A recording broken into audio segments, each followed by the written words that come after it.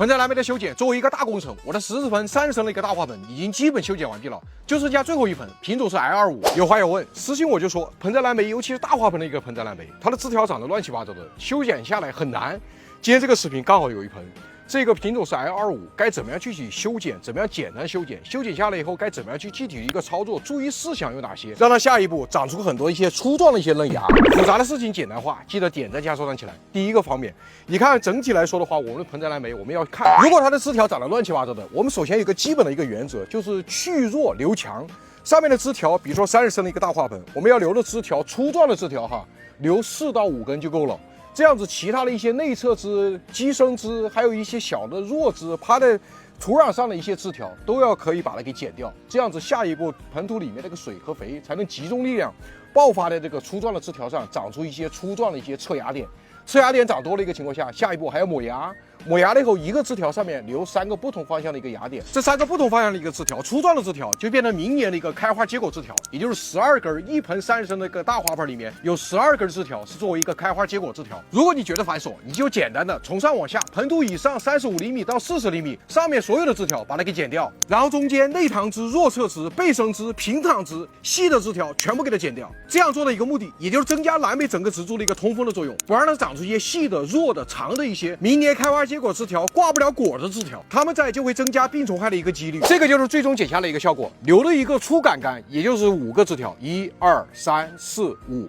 然後剩下的底下長的一個基生枝條的話，我們可以給它壓倒。壓倒的主要的目的，相当于有葉片、有枝條進行一個抽。你不可能把上面的一個葉片全部給剪光了以後，下一步的話，溫度比較高的情況下，你底下的一個盆土啊，相當於裡面相對來說 EC 值就比較高。它上面的枝條修剪下來一個枝條，這個缺口這個地方會黑杆，從最頂端開始黑，一直蔓延下去，整個杆杆相當於就黑掉了，就死掉了，掛掉了。所以說你在底下要留2根比較新鮮的、新長出來的一個趴倒的一個抽水枝條，這樣子整個上面的話，你剪了一個光杆杆，上面的葉片相對來說比較少了，整個植株的一個狀態的話，相當於是一個半活堅持的一個狀態。如果有底下一個趴倒的枝條作為一個抽水的话，它底下的根就有活性，上面的枝条就会冒芽点。修剪之前的一個前期準備，也就是花盆裡面這個時候澆水溶肥要停止，然後之前你在修剪前3次澆水的時候，要用幾個清水進行大清水進行灌根，澆水进行灌根，這樣子把盆土裡面的 EC 值盡量的給用清水給降低，這樣子下一步的話，它那個芽點剪下來一個光杆杆的芽點，才會慢慢的長出一些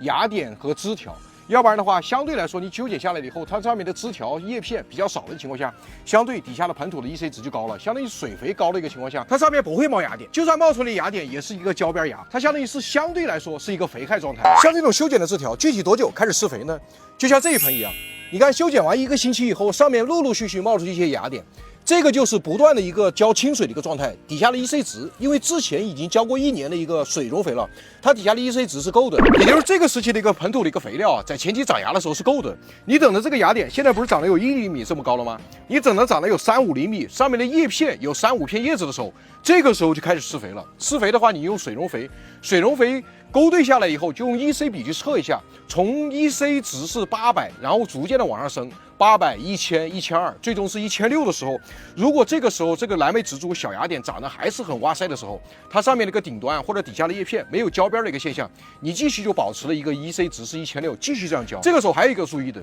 就是剛修剪下來一個枝條，上面沒有葉片啊，然後這個時候水還不能澆多了，如果澆多的話，它頂端你修的那個缺口啊，它也容易黑杆，所以說你用一個透明的一個雨傘，相當於把這個花盆給遮住。我剛好就買了有4個，剛好我這個花盆裡面，我這個14個一個大花盆裡面有4個品種，然後我覺得那個品種的好和壞的一個情況下的話，我覺得 L25 還比較好，所以說我就剩下的就是把 L25 4盆大的一個 L25把它給留下，其他的像博物、法興還有 F6全部可以淘汰掉。所以說你看我这個花盆種下來了以後，雖然種的也比較好，而且底下的根已經長滿了，但是品種的話，在我這個地方，我覺得 L25的果子也比較好，它的枝條也長得比較好。之前如果病虫害打了農藥了以後，相當於是病蟲害預防很好的一個情況下，這個枝條就會長得很好。好了，今天這個視頻給大家分享完畢了。我這個14盆的一個大花盆，雖然留下了4盆的一個 L25，把那個花盆裡面的枝條啊，作為一個大工程，短期內修剪藍莓的修剪給大家分享完畢了。下一步它那個芽點和葉片該怎麼去保養，還有一個水肥該怎麼去澆，